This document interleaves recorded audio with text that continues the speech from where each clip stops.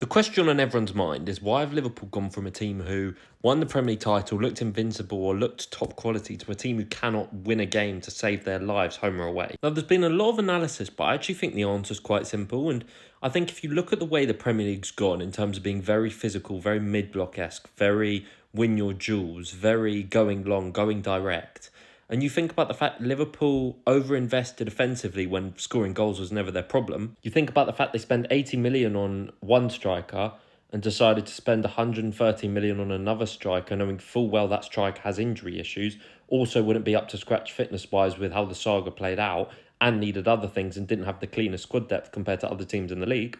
And you start to realise why Liverpool are where they are. And at the end of the day, they won those first 6 games, but it was either going to go one of two ways. One was they just start ploughing teams, winning 5-0, 6-0, and their dominance was only translating through last-minute goals. Or option two, which has happened, is they imploded. And that is exactly what's happened to them, and it's what happened to City at the early stages of last season. It's not a coincidence that the only 3 wins in this pattern is Villa at home, a narrow team who tried to play out from the back, tried to press bait, and Real Madrid, who went man for man against Liverpool and tried to play out from the back and tried to play football against them. Premier League teams nowadays are far wiser to play a mid-block and to sit deep and to essentially nullify teams like Liverpool. And stylistically, teams are going direct. Pretty much every team, particularly big teams, Arsenal go direct to Gyökeres or Marino. City go direct to Haaland. They've now got not even a ball-playing keeper. They've just got someone who will go long. Lamans goes long to Sesko. So what that's essentially meant is second balls are king. Second balls are the most important part of the Premier League season nowadays. What's happened with Liverpool is losing Diaz and Núñez, who, yes, they might not be the flashiest of players, particularly Núñez, but they're integral players and they offer fundamentals in a squad which you can't really always factor how important they are. You know, you're always thinking about the superstar names, but what about the players who kind of make things tick? Liverpool lose those guys, which didn't seem like a big blow at the time. And what's happened?